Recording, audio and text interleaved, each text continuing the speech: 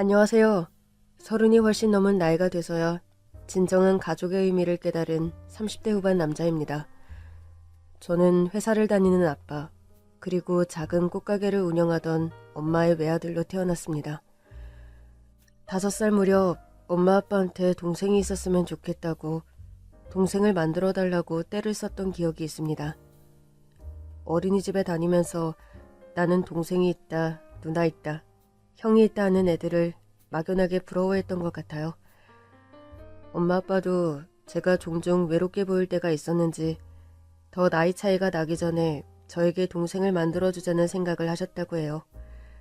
그리고 정말 동생이 생길 뻔했습니다. 제가 6살이 되었을 때 엄마가 임신을 하셨거든요. 드디어 기다리고 기다리던 동생이 생기는 걸까 기대에 가득 찼던 어느 날 우리 가족의 삶을 송두리째 앗아간 사건이 일어났습니다. 민수야, 유치원에서 잘 놀았어? 응, 간식도 맛있는 거 먹고 수진이랑 진석이랑 같이 놀았어. 잘했네. 엄마 하이농가 다녀와야 하는데 같이 갔다가 집에서 아빠 기다릴까? 좋아, 좋아. 시장에서 꽃가게를 하셨던 엄마는 정기적으로 하이농가에 다니셨어요. 화훼농가에서 직접 꽃과 식물들을 살펴본 뒤 주문을 했고 농가에서 엄마 가게에 꽃을 가져다 주었거든요. 화훼농가에서 꽃들을 대량으로 가져왔지만 꽃가게에서 엄청 차이나는 가격이 아니었고 비싸게 팔지 않았기 때문에 사실상 남는 게 크게 없는 장사였습니다. 다만 엄마는 꽃을 엄청 좋아했고 꽃가게를 하는 게 꿈이었거든요. 결혼 전부터 꽃가게를 하고 있었고 아빠를 만나 결혼을 한 이후에도 쭉 꽃가게를 운영했습니다. 아빠는 저녁이 되어서야 퇴근을 했고 엄마는 유치원 마친 저를 데리고 종종 화훼농가에 다녀오곤 했어요. 저도 엄마를 따라 많은 꽃들이 예쁘게 피어있는 농가 구경을 하는 것을 좋아했습니다. 그렇게 늘 지내던 일상, 평범한 날이었어요. 화훼농가에서 꽃들을 본 뒤 아이스크림을 먹으며 엄마가 운전하는 차에 탔습니다. 손에는 하얀 백합 한 송이를 들고 있었어요. 화훼농가 사장님이 한 송이를 제 손에 쥐어주었거든요. 백합의 꽃말은 변함없는 사랑이야. 꽃 예쁘지? 변함없는 사랑. 하얀 꽃이 엄청 크고 예뻐요. 그래, 집에 잘 가져가서 꽃병에 꽂아놓거라. 그럼 내일 오전에 트럭 출발하기 전에 연락드리겠습니다. 네, 감사해요, 사장님. 민수야, 감사합니다. 인사해야지. 감사합니다. 자동차 안. 엄마의 옆자리에 앉아 한 손에 백합을, 한 손에 아이스크림을 들고 있던 저는 무척 기분이 좋았습니다. 백합꽃 향기를 맡으며 변함없는 사랑, 꽃말을 생각하고 있었어요. 어린 제가 이해하기에는 어려운 말이었지만요.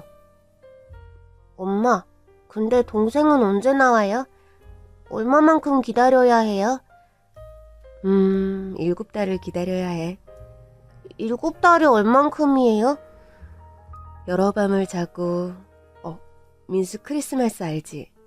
산타 할아버지 선물 받는 크리스마스. 알아요. 그때쯤이 되면 동생을 만날 수 있을 거야. 동생아, 엄마 뱃속에서 건강하게 자라야 해. 크리스마스 때 만나자. 우리 샛별이는 좋겠다. 오빠가 샛별이를 벌써부터 너무 좋아하고 기다리고 있어서. 그때까지 성별을 몰랐지만 엄마 느낌에는 딸 같다고 생각을 했는지 태명을 샛별이라고 지었어요. 매일 자기 전 엄마 뱃속에 귀를 대고 샛별아, 샛별이 잘 자 대화를 했던 게 기억이 나요. 그날 화훼농가에 갔다가 엄마 꽃가게에 잠시 들린 뒤 집에 가서 퇴근하는 아빠를 기다리며 저녁을 준비하려고 했던 엄마였습니다. 임신 초기였지만 엄마의 컨디션이 좋았고 엄마는 별일이 없으면 동생이 태어날 때까지 꽃가게를 계속 운영하겠다고 했었거든요. 엄마랑 소소한 대화를 하며 집으로 향하고 있던 그때 갑자기 엄마가 엄청 당황을 하셨어요. 당황이라기보다 공포에 질렸다는 표현이 맞을 것 같네요. 아이, 이게 왜 이러지? 엄마 왜? 왜? 민수야, 안전벨트 맸지? 네. 엄마는 뒷좌석에서 커다랗고 푹신한 쿠션을 저에게 주며 말했습니다. 민수야, 쿠션을 벨트에 끼워볼래? 너 배 앞으로 쿠션을 끼고 있어봐. 쿠션 안고 있는 것처럼. 빨리. 다급한 엄마의 목소리에 놀라서 그때부터 눈물이 뚝뚝 흘렀던 것 같아요. 쿠션을 벨트 안에 넣고 품에 꼭 안고 있었습니다. 한 손에는 백합 한 송이를 꼭 쥔 채로요. 차가 엄청난 속도로 달린다는 느낌이 들었고 엄마는 두 손으로 핸들을 꼭 움켜쥐었습니다. 큰일 났네. 이게 말을 안 들어. 어떡해. 민수야, 쿠션 꽉 안고 있어? 한적한 도로에서 엄마가 엄청난 속도로 차를 몰고 있었어요. 온 힘을 주어 브레이크를 밟는 듯 했지만 브레이크가 전혀 들지 않는다며 소리치던 엄마. 멀리서 횡단보도에서 사람들이 건너려 하자 엄마는 비명을 지르며 간신히 핸들을 꺾어 그 사람들을 피해 질주를 했습니다. 엄마 왜 그래? 엄마, 나 무서워. 민수야 꽉 잡아. 그 비명을 마지막으로 차가 도로 시설물에 부딪히고 말았습니다. 쿠션을 꼭 껴안고 있다가 사고와 동시에 정신을 잃었던 것 같아요. 시간이 얼마나 지났을까? 창문을 두드리는 소리에 눈을 떴는데 사람들이 모여 창문을 깨려고 하는 것 같았어요. 고개를 숙이라는 말에 울면서 고개를 숙였고 지나가던 시민들의 도움으로 저는 차에서 빠져나올 수 있었습니다. 얘 괜찮니? 큰 사고인데 이걸 어째... 누가 신고했어요? 신고했어요. 애는 괜찮은 것 같은데 운전석에 엄마는 꺼낼 수가 없겠는데? 완전히 핸들 사이에 끼어있어. 저희 엄마 구해주세요. 엄마 구해주세요. 사람들이 힘을 써서 운전석 쪽 차문을 열어보려고 했지만 완전히 찌그러진 문을 열기 쉽지 않았어요. 엄마는 정신을 잃은 채 깨어나질 않고 있었죠. 그때 갑자기 차 앞쪽에서 연기가 피어올랐습니다. 큰일 났네. 불 날 것 같아요, 불. 다들 멀리 떨어지세요. 그때 멀리서 구급차 사이렌 소리가 들렸습니다. 소방차와 경찰차도 도착을 했고요. 전문 인력들이 왔으니 이제 엄마를 꺼낼 수 있겠다고 생각했는데 현장에서 저를 구해준 어른들은 제가 자동차 쪽으로 가지 못하게 저를 꾹 붙들고 있었어요. 발버둥을 치며 엄마가 있는 곳에 가려고 했지만 이미 차에서 난 불은 커진 상황이었고 연기 때문에 엄마의 얼굴도 잘 보이지가 않더군요. 엄마, 얼른 나와, 엄마! 그게 엄마의 마지막이었습니다. 저는 구급차에 의해 병원으로 이송되었고 치료 후 잠이 들었던 것 같아요. 깨어나니 아빠가 눈물을 흘리며 저를 바라보고 있었습니다. 아빠, 민수야, 정신이 드니? 아빠, 엄마는? 엄마도 병원에 왔어? 민수야, 엄마는 여기 없어. 엄마.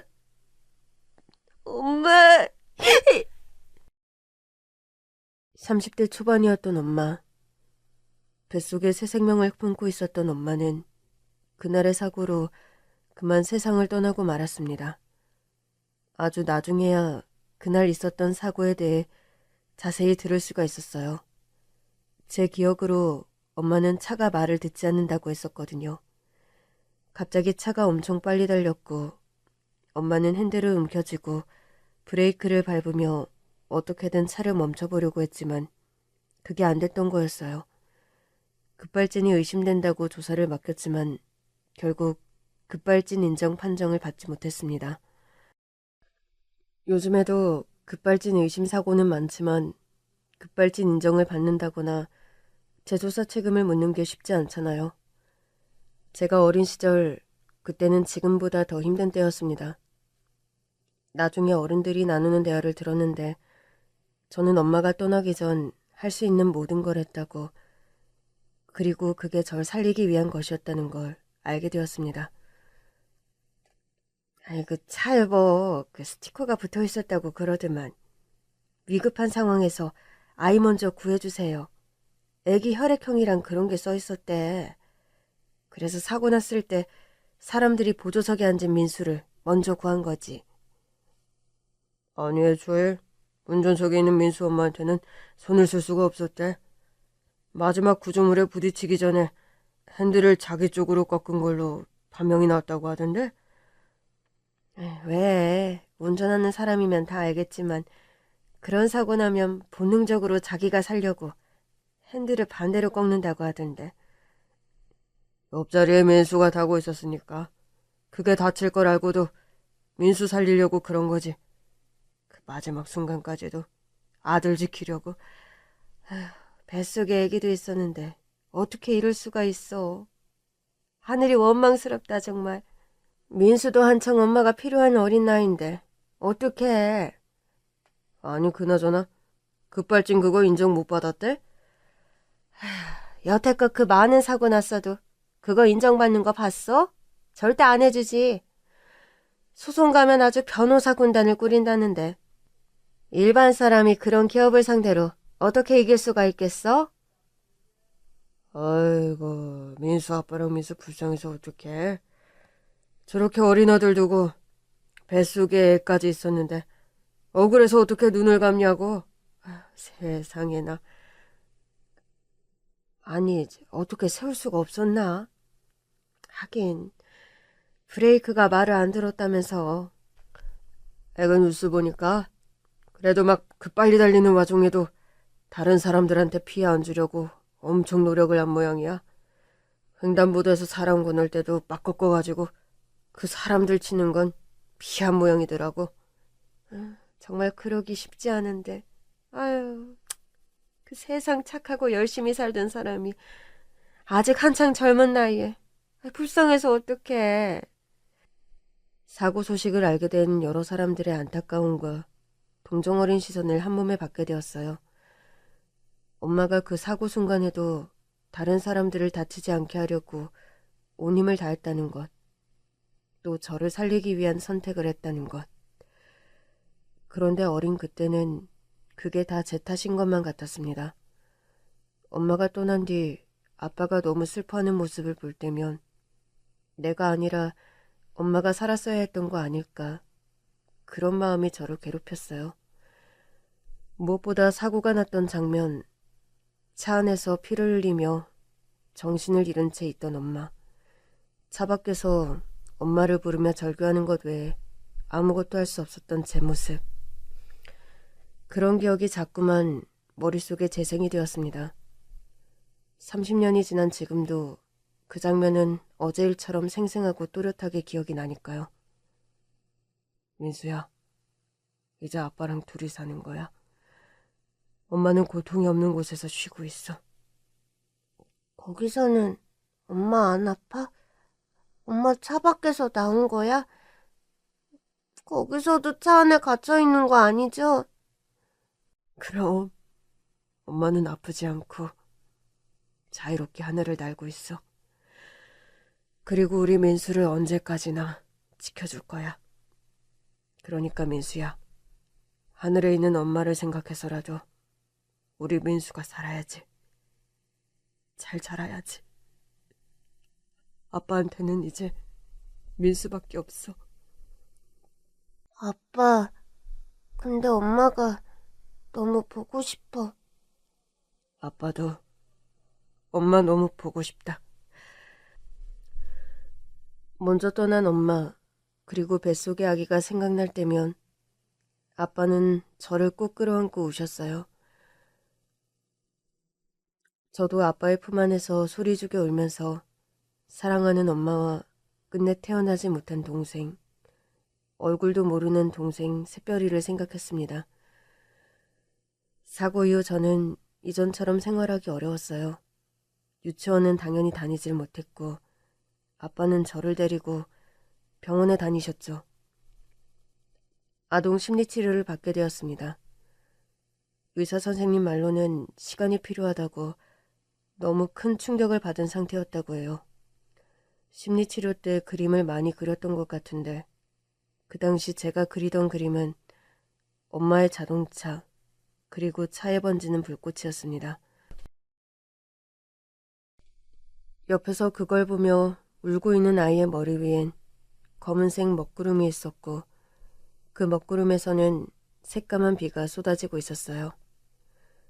1년이 지나 아빠와 함께 엄마가 잠들어 있는 납골당에 방문을 했습니다. 사진 속 엄마는 살아있을 때처럼 환한 미소를 지으며 저를 바라보고 있었어요. 저는 엄마의 사진 앞에 백합 한 송이를 두었습니다. 변함없는 사랑. 엄마, 민수는 엄마를 많이 사랑해요. 엄마, 보고 싶어요. 사고가 나며 정신을 잃었을 때도 손에 백합을 꼭 쥐고 있었던 것 같아요. 꽃잎이 떨어지고 줄기가 꺾인 백합 한 송이. 매년 엄마의 기일에 백합꽃을 들고 엄마를 찾아갔습니다. 변함없는 사랑이라는 꽃말을 새기면서 엄마 잘 쉬고 있냐고 엄마에 대한 나의 사랑은 변함이 없다고 말하고 싶었습니다. 2년 넘게 심리치료를 받았고 8살이 되어 간신히 초등학교 입학을 하게 되었습니다. 제 초등학교 때 생활기록부에는 말이 없고 조용함이라는 문장이 빠지지 않고 기록되어 있었습니다. 심리치료를 받은 뒤 학교에 들어갔지만 조용하게 수업만 들을 뿐 다른 아이들이랑 어울리거나 말을 하지 않았던 것 같아요. 그렇게 엄마가 떠난 지 3년이 지났을 무렵 아빠가 어느 날 저를 데리고 한 식당에 갔어요. 한 아주머니가 앉아있더군요. 눈매가 서글서글하고 눈빛이 따뜻해 보이는 아줌마였는데 저를 보고 미소를 지으며 손을 내밀었어요. 안녕? 네가 민수구나? 반가워. 민수야, 인사해야지. 인사를 하라는 아빠의 말에 고개만 까닥인 뒤 자리에 앉았습니다. 엄마 떠난 지 3년이 되었을 무렵 아빠는 한 아줌마를 만나게 되었대요. 우리 아빠처럼 배우자와 사별을 한 아줌마라고 했죠. 누구의 소개도 아니었대요. 엄마가 떠난 이후 저도 심리치료를 받았지만 아빠 역시도 너무 힘들어서 심리치료 겸 같은 상처를 지닌 사람들이 대화하는 모임에 가게 되었는데 거기서 그 아줌마를 만났다고 했어요. 그 아줌마를 처음 본 지 5개월 정도가 지났을 무렵 어느 날 저녁을 먹은 뒤 아빠가 저에게 진중하게 말을 하셨어요. 민수야, 그 아줌마 있지? 주말에 가끔 같이 본 아줌마. 영애 아줌마. 네. 아빠가 그 아줌마랑 같이 살려고 하는데 민수가 괜찮다면, 민수가 허락해준다면 아줌마도 민수랑 아빠처럼 사랑하는 사람을 떠나보낸 상처가 있는 사람이야. 마음이 참 착한 사람이란다. 아빠가 그 아줌마를 많이 좋아해. 또 민수를 생각해도 민수도 아직 어려서 한창 엄마가 필요할 때고. 네. 아빠는 저의 허락을 구한다고 제가 괜찮다고 하면 결혼을 하고 싶다고 말씀을 하셨죠. 당시 솔직한 마음으로는 나는 아빠가 그 아줌마랑 결혼하는 거, 같이 사는 거 싫다고. 아니 가장 싫은 건 그 아줌마가 엄마가 된다는 거라고. 절대 그건 안 된다고. 그렇게 말을 하고 싶었어요. 내가 허락을 하지 않으면 헤어질 건가? 이제 아줌마 다시는 안 만날 거냐고 묻고 싶었지만 그 말도 하지 못했습니다. 그냥 고개를 끄덕이고 말았어요. 할머니께서도 그 시기에 계속 저를 만나 설득을 하시곤 했거든요. 민수야, 우리 민수도 많이 힘들었지? 아빠도 민수도 너희 엄마 떠난 뒤에 고생 많이 했지? 할미도 다 안다. 근데 민수야, 아빠는 아직 젊고 또 그 아줌마가 참 좋은 사람인 것 같은데 우리 민수도 잘 키우고 싶다고 그래 말했다 카대. 그래도 그 아줌마는 우리 엄마가 아니잖아요. 아무 그 어떤 사람이 온다 해도 민수 엄마 자리를 대신할 수는 없지. 할미도 그리 생각한다. 그럼 아빠 결혼 안 하면 안 돼요? 할머니, 내가 아빠 말 잘 듣고 착하게 착한 아들 할 테니까 그 아줌마 오지 말라고 하면 안 돼요? 나한테 엄마는 우리 엄마 탐명밖에 없는데. 아주 당장부터 그 아줌마가 미수 엄마라 하는 거 아니다. 당연히 시간이 필요하고 노력도 해야 하는 거지. 아빠 혼자 돈도 벌고 민수 밥도 해먹이고 가는 게 많이 힘들다 안 가나. 아빠한테도 민수한테도 아빠 잘 챙겨주고 민수 잘 키워줄 사람이 필요한 건 맞는 거거든. 또 그런 사람이 흔치도 않고 할미도 보니까 응? 그 아줌마 마음이 참 착한 것 같은데. 우리 민수가 이해해주면 안 되겠나? 어린 저의 허락을 구하는 거라고 아빠도 할머니도 그렇게 말을 했지만 당시 제가 느낀 건 모든 게 이미 결정이 된 것 같다는 생각이었습니다. 반대를 해도 의미가 없는 것 같았었죠.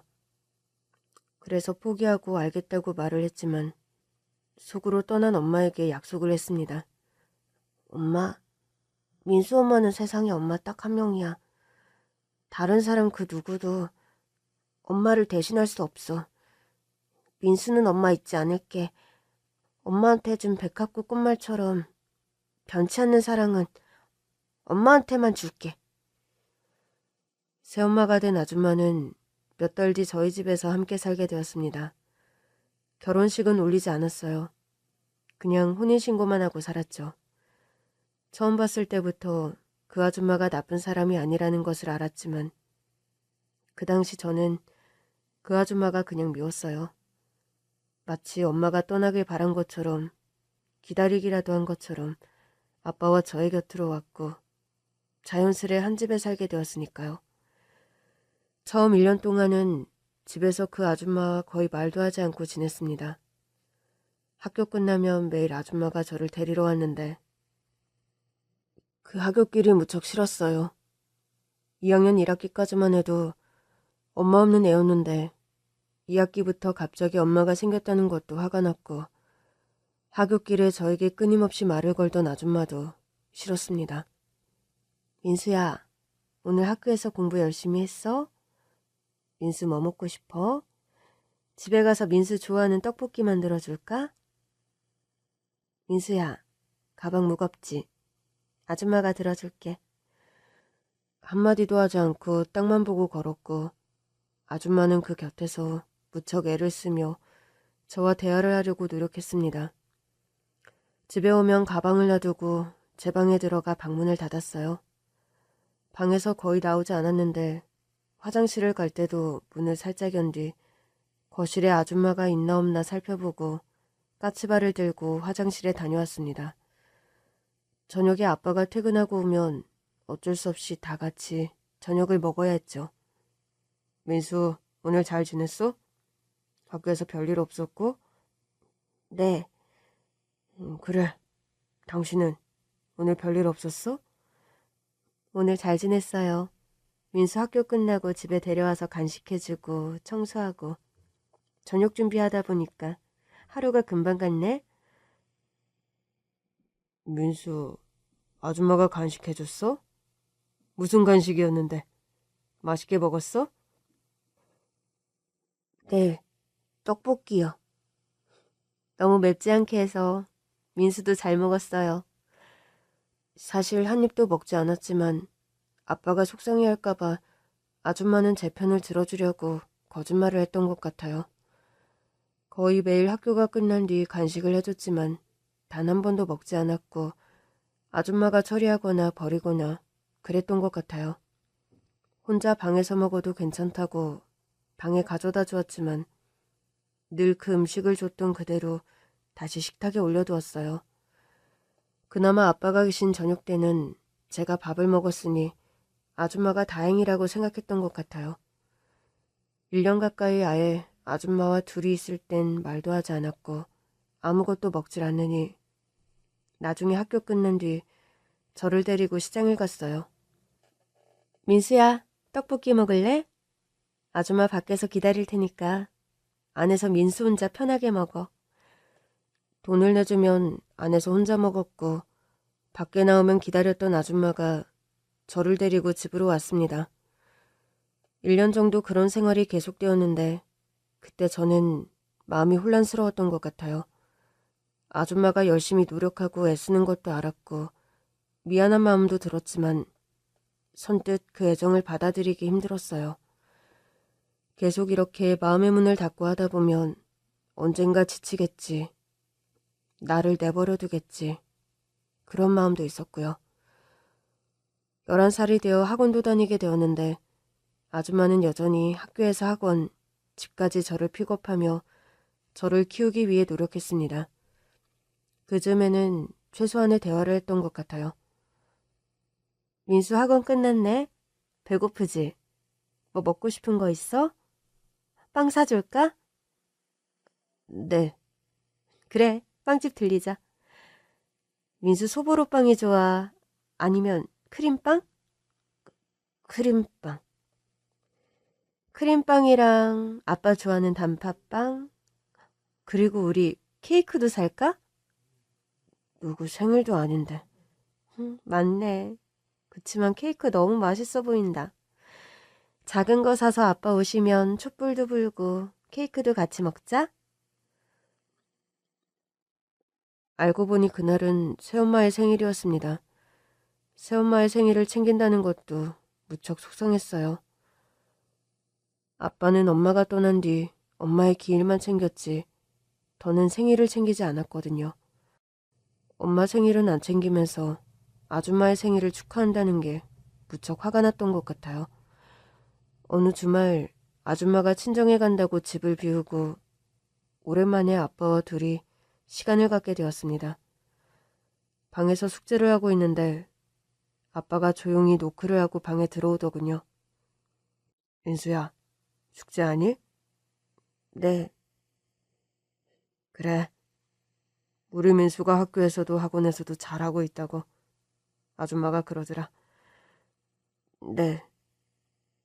민수야, 아줌마랑 같이 살게 된 지가 벌써 1년도 훨씬 넘었지? 네. 아직도 아줌마가 많이 불편해? 아줌마가 민수랑 가까워지려고 많이 애쓰고 노력하고 있거든. 아줌마가 좋은 사람이고 우리 민수를 정말 아끼는 마음에 정성을 다하는 것 같아서 아빠가 마음이 놓여. 만약 아줌마가 그런 사람이 아니었다면 아빠는 회사도 못 다녔을 거야. 네. 민수야, 아빠가 민수한테 억지로 부탁하거나 재촉하지 않을게. 그치만 아줌마가 민수랑 함께 잘 지내려고 노력하고 있고 그게 진심이라는 거 민수도 알지? 네. 그래, 고맙다 민수야. 아빠가 결정을 한 건데 민수가 잘 견디고 잘 지내줘서 아빠가 늘 미안하고 고마워. 새엄마와 함께 산 지 3년이 될 때였습니다. 그때 제 나이가 12살이었는데 3년 동안 한결같이 저를 애정과 관심으로 돌봐준 새엄마에게 미안하고 고마운 마음이 들었지만 이미 퉁명스럽게 대하는 게 굳어져서 제 마음을 어떻게 표현할 줄은 몰랐던 것 같아요. 마음을 열지 않는 저에게 한 번도 서운하다는 표현을 하지 않고 늘 애쓰는 분이었습니다. 12살 때 현장 체험 학습을 가게 되었는데 도시락을 가져가야 했거든요. 그날 새엄마는 새벽 일찍부터 일어나 도시락을 준비하셨습니다. 주먹밥과 과일, 간식을 정말 정성스럽게 싸주셨어요. 사과도 토끼 모양으로 썰어주시고 소세지도 문어 모양으로 만들고 참깨로 눈도 붙이고 주먹밥을 제가 좋아하는 캐릭터로 만들어주고 한눈에 봐도 정말 애정이 듬뿍 담긴 도시락이었습니다. 체험학습 가서 점심시간이 되어 도시락을 봤는데 너무 예쁜 모양이라 아까워서 먹지를 못하겠더라고요. 제 도시락을 본 친구들이 오히려 난리였죠. 야, 민수야, 도시락 대박이다. 아, 우리 엄마는 김밥 사서 싸줬는데 민수는 좋겠다. 근데 왜 안 먹어? 배가 아파서. 친구들의 부러움을 한눈에 산 뒤 간신히 과일 몇 개만 먹고 도시락 뚜껑을 그대로 닫았어요. 집에 돌아오자마자 앞치마를 하고 간식을 만들며 저를 반겨주던 새엄마가 환하게 웃으며 말했습니다. 민수야, 체험학습 재미있었어? 도시락은 맛있게 먹었니? 저는 아무 말 하지 못하고 도시락을 식탁에 올려두고 그대로 방으로 향하고 말았어요. 그리고 잠시 뒤 거실에서 새엄마가 우는 소리가 들렸습니다. 방문을 살짝 열고 보니 정성스럽게 싼 도시락에 손도 대지 않은 것을 보고 속상해서 마음이 무너지신 것 같았어요. 너무 지쳐. 엄마의 자리를 대신할 수 없다는 걸 알았지만 너무 힘들어. 서럽게 울고 있는 엄마에게 다가가 용기를 내어 말했습니다. 엄마, 도시락 정성껏 싸주셔서 고마워요. 너무 아까워서 못 먹었어요. 미안하고 감사해요. 그때 저를 바라보던 새엄마의 표정을 잊을 수가 없었습니다. 눈물 범벅이 된 채로 저를 바라보다가 힘껏 끌어안으며 우셨어요. 민수야, 고마워. 엄마라고 불러줘서 고마워. 미안하고 고마워요. 그날 이후로 저와 새엄마의 관계가 전환점을 맞이했어요. 어린 나이에 친엄마가 돌아가시는 걸 봐왔고 그 상처가 깊었습니다. 새엄마가 그 모든 걸 끌어안고 저를 기다려주었기 때문에 관계가 개선될 수 있다는 생각이 들었어요. 그 뒤로 저는 새엄마를 엄마라고 부르며 천천히 더 가까워지기 위해 노력했습니다. 세상을 떠난 친엄마한테 여전히 미안한 마음이 들었지만 아빠와 제 곁에서 헌신을 하는 새엄마를 더 이상 미워할 수가 없더군요. 엄마, 새엄마는 좋은 사람이에요. 아빠와 저를 사랑하고 아껴주세요. 내 마음속에 엄마는 여전히 그대로 있지만 새엄마에게 내 마음의 한 자리를 조금 내어줘도 괜찮을 것 같아요. 엄마도 나랑 아빠가 행복하게 지내기를 바라죠. 그치만 엄마를 잊지 않을 거예요. 영원히 사랑해요. 그 뒤로 저의 정서, 마음이 한층 안정되었던 것 같습니다. 중학교, 고등학교 무렵 학원도 많이 다니고 공부를 열심히 했는데 새엄마의 많은 지원과 헌신이 있어 가능한 일이었어요. 돈은 아빠가 벌었지만 제 학업부터 생활까지 모든 걸 케어해 준 것은 새엄마였습니다. 저 법대에 가려고 해요. 그렇구나. 공부 잘하고 있으니까 우리 민수 할 수 있을 거야. 법대에는 왜 가고 싶어? 예전에 엄마 돌아가셨을 때요. 그때 그 사고 이후 꾸준히 생각을 했어요. 분명 급발진이 맞았고 억울하게 사고를 당한 건데 차량 급발진도 결함도 아무것도 인정을 받지 못했거든요. 그냥 변호사가 돼서 억울한 사람, 그런 사람들 곁에서 변호하면서 힘이 되어주고 싶어요. 엄마가 있는 힘을 다해 민수 곁에서 힘이 될게. 새엄마는 2주에 한 번 친정에 가서 지내시는 것 외에 가정과 저의 교육에 충실한 분이었습니다. 외할머니가 혼자 계셔서 많이 살펴야 한다고 친정을 2주에 한 번, 토요일에 가서 일요일 오후에 오곤 했는데 아빠도 이해해 주신 거고 저 역시도 사실 주말에도 공부를 하느라 바빴기 때문에 크게 괴념치 않았던 것 같아요. 저는 수능을 봐서 법대에 갈 수 있었고 군대를 다녀온 뒤 바로 사법고시를 준비했습니다. 사실 제가 사법고시 폐지 전 마지막으로 사시에 합격한 사람이거든요. 2017년에 사실상 사법고시가 폐지되었는데 폐지 전에 마지막 열차에 탑승한 사람이었어요. 너무 간절했고 로스쿨이며 다시 준비할 여력이 없어 사법고시에 매달렸고 2년 만에 합격을 할 수가 있었습니다. 아버지와 새엄마가 사법고시 합격한 소식을 알리자 무척 기뻐하시던 얼굴이 생생합니다. 사시 합격으로 끝난 게 아니라 연수원에 바로 가야 했는데 연수원에서는 기숙사에 합격을 해서 가족과 떨어져 지내게 되었어요. 어쩌다 집에 가면 새엄마는 항상 맛있는 반찬을 잔뜩 해주시고 보약을 챙겨주셨죠. 연수원까지 다 마치고 드디어 꿈을 이뤘습니다. 정식 변호사가 되어 로펌에 취업을 했고 로펌 합격 연락을 받았을 때 아버지와 새엄마께 큰 절을 올렸습니다.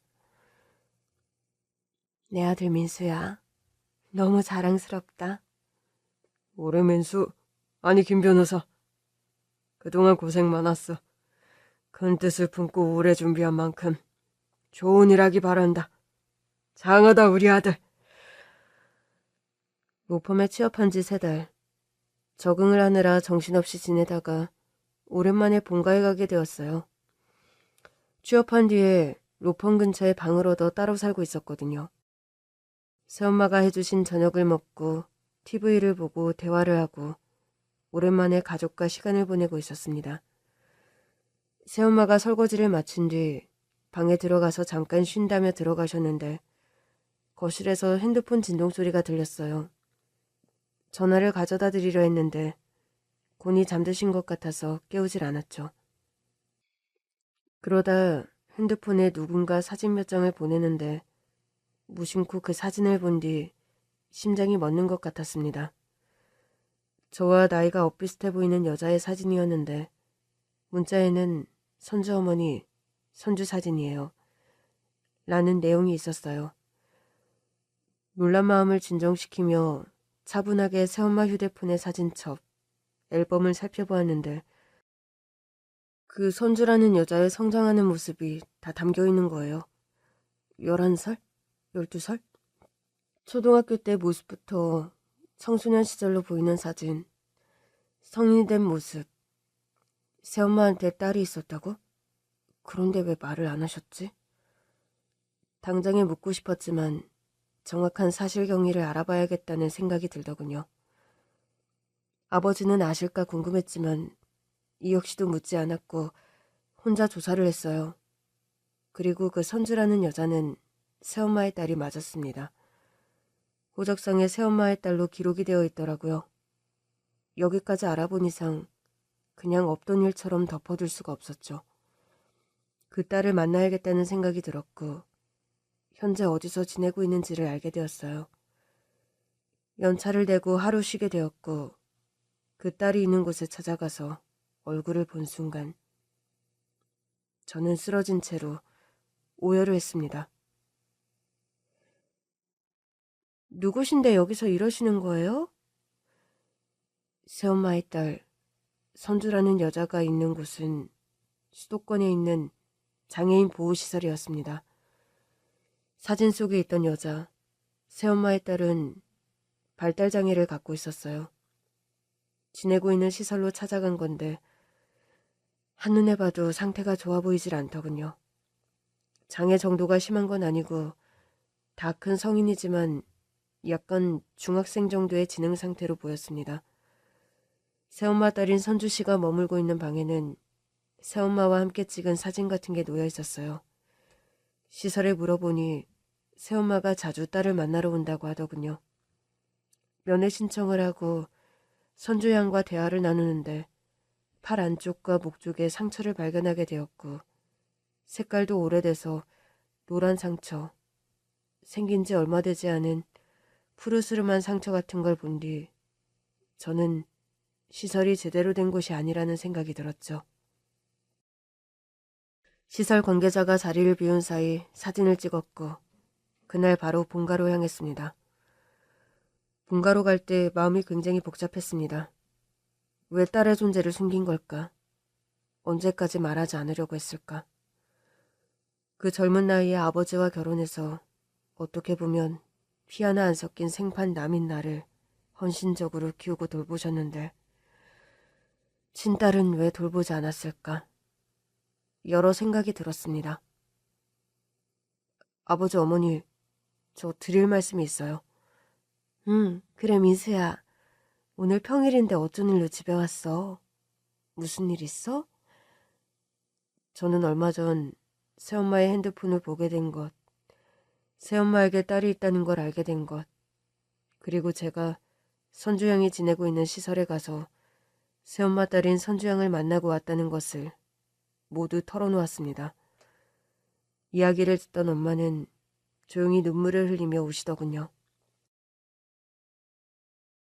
새엄마의 손을 꼭 잡아주는 아버지를 보니 아버지는 알고 있는 듯 했습니다. 시간이 지난 뒤 새엄마와 아버지가 그간의 이야기를 들려주셨어요. 그동안 말을 못해서 미안하다, 민수야.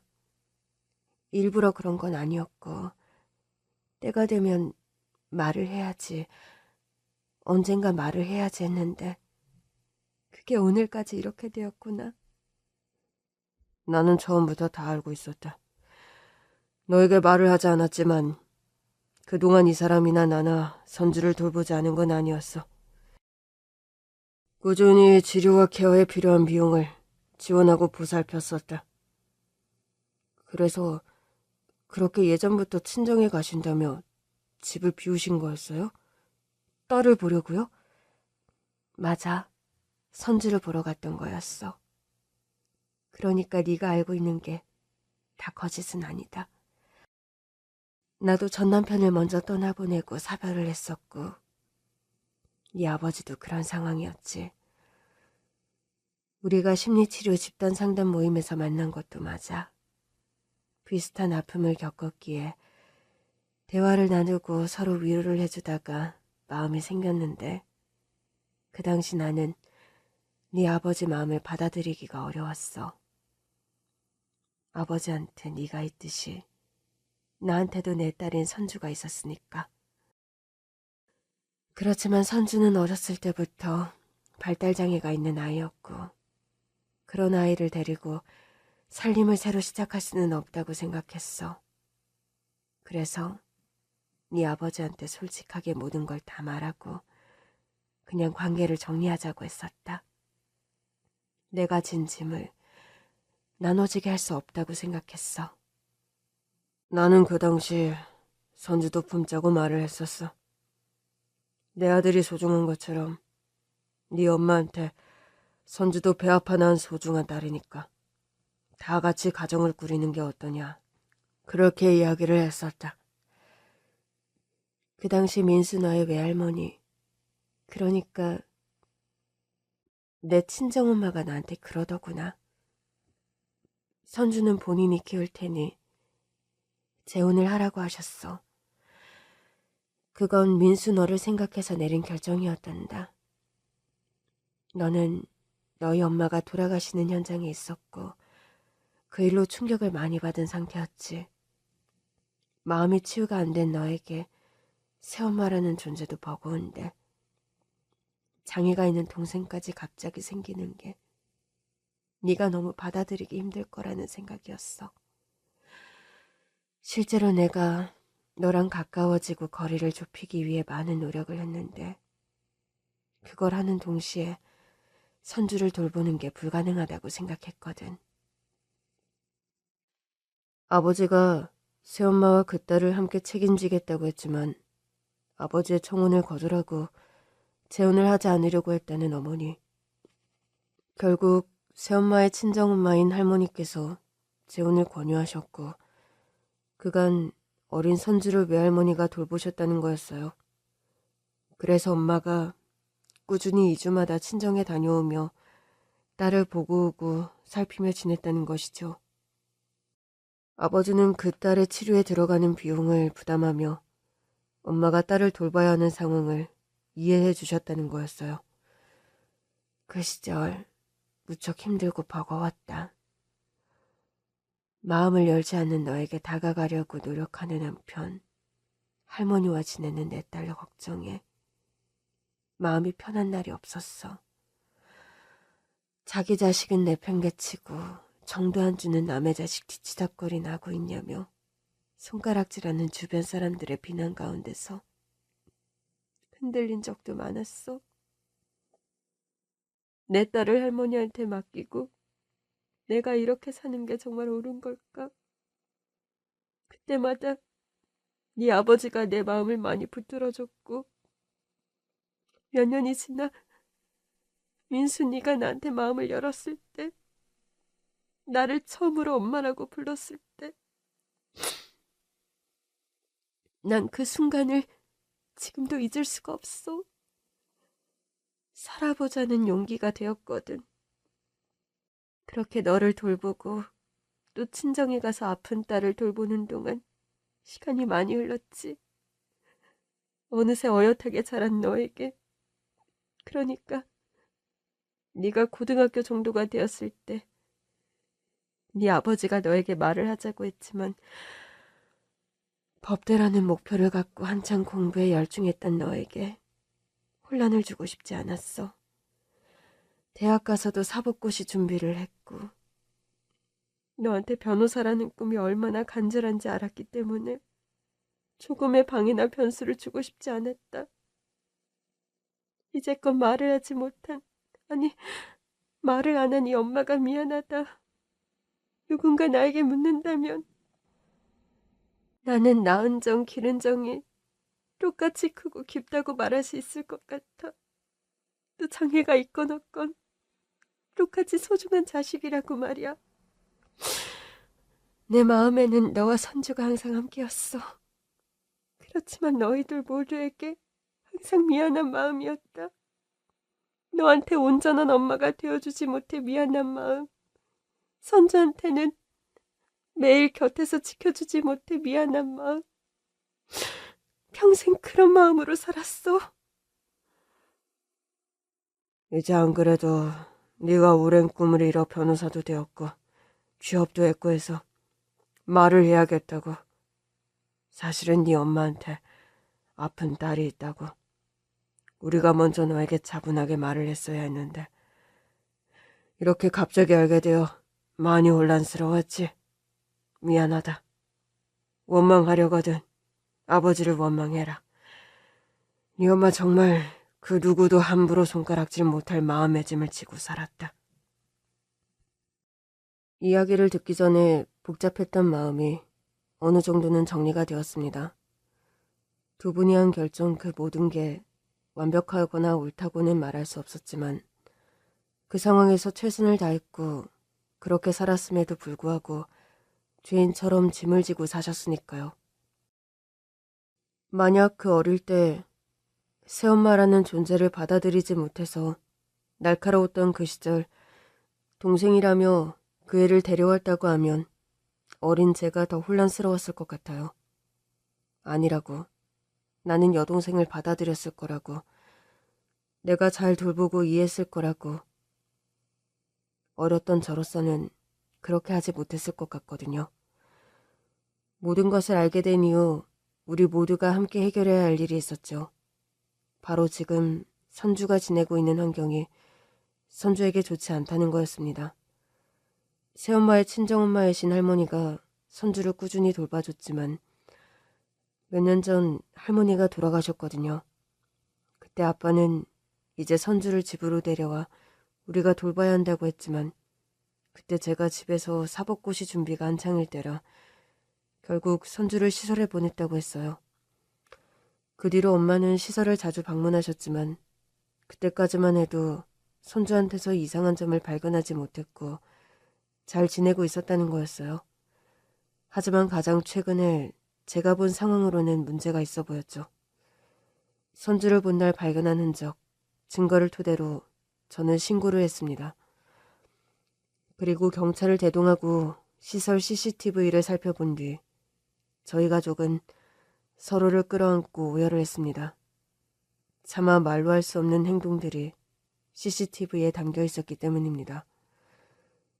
저는 저희로 포함 다른 변호사님의 도움을 받아 정식으로 시설을 신고했어요. 새엄마의 말처럼 시설 초기에는 문제가 없었던 것 같은데 몇 달 전 새로 시설에 온 직원 한 명이 시설에 있는 환자들을 못살게 굴었던 것으로 확인이 되었습니다. 직원, 그리고 직원에 대해 관리감독의 책임을 하지 않은 시설 원장을 상대로 소송을 하게 되었고 지난한 재판이 이어졌습니다. 물론 그 일을 알게 된 직후 선주를 시설에서 퇴소시켜 부모님의 집으로 데려왔고요. 선주야, 내가 네 오빠야. 오빠? 그래 오빠. 민수 오빠. 민수 오빠. 민수 오빠가 선주 오빠야? 맞아. 기본적인 의사소통은 가능했지만 선주 역시도 갑자기 부모님과 함께 지내게 되며 달라진 환경에 적응을 하는 시간이 필요했어요. 새엄마야 원래도 선주가 의지했던 사람이지만 선주 입장에서 저와 아버지는 낯선 사람이었으니까요. 로펌 일을 하며 본가에 꾸준히 가서 선주와 함께 시간을 보냈습니다. 주말이면 가족 모두 함께 나들이도 가고 천천히 서로를 알아가는 시간을 가졌어요. 그리고 1년이 지나 재판이 마무리가 되었습니다. 직원은 해고를 당하고 처벌을 받게 되었고 시설 책임자는 금전적 보상을 하는 동시에 그런 정황이 알려져 문을 닫게 되었습니다. 선주야, 우리는 가족이야. 아버지, 어머니, 그리고 오빠, 선주까지. 우리 넷은 가족이야. 가족. 가족은 좋은 거지? 그럼 가족은 소중한 거야. 어떤 일이 있어도 곁을 지키고 힘이 되어주고 사랑해주는 것. 그게 가족이야. 그래서 오빠는 언제나 선주 편이야. 나도 민수 오빠 편이야. 오빠 가족이니까. 선주와 함께 지내며 여러 번의 봄을 맞이했습니다. 선주는 봄을 좋아했고 꽃을 좋아했어요. 선주의 생일에는 백합꽃 꽃다발을 선물했어요. 꽃말을 가르쳐주면서요. 백합의 꽃말은 변함없는 사랑이야. 아버지도 어머니도 그리고 오빠도 선주를 변함없이 사랑해. 선주도 우리 가족 사랑해. 꽃 예쁘다. 고마워, 오빠. 그리고 작년 37의 나이에 저에게 가족이 생겼습니다. 결혼을 하게 되었거든요. 변호사라는 직업만 보고 저를 좋게 보는 여자들이 있었지만 저희 가정 환경 또 여동생의 존재를 알게 된 후 돌아서는 여자들이 많았었죠. 지금 저와 결혼을 한 아내는 이 모든 걸 다 이해하는 사람입니다. 언젠가 아버지와 어머니가 떠나시게 되면 손주를 돌보고 책임져야 하는 게 저라는 것을, 가족으로서 그것을 함께하는 게 당연하다고 생각하는 여자입니다. 오래전 친엄마가 사고로 세상을 떠난 뒤 우리 가족은 다 무너졌다고, 조각이 났다고 생각했던 저였습니다. 마음이 곱고 선한 새엄마와 함께 살고 또 뒤늦게 알게 되었지만 이제 너무나 소중한 가족이 된 여동생, 그리고 저와 결혼을 해서 가족이 된 아내까지. 제가 겪은 인생과 저의 가족을 보며 진정한 가족의 의미를 깨닫고 새기게 되었습니다. 어떤 일이 있어도 서로의 곁을 지키며 힘이 되어주는 가장 가까운 사람들. 피가 섞이지 않았을지라도 피보다 진한 사랑으로 서로를 돌보는 것. 가족이 맞는 거겠죠? 서로를 아끼며 지내고 있는 우리 가족의 따스함이 청취자 여러분들 마음에도 전해지면 좋겠습니다.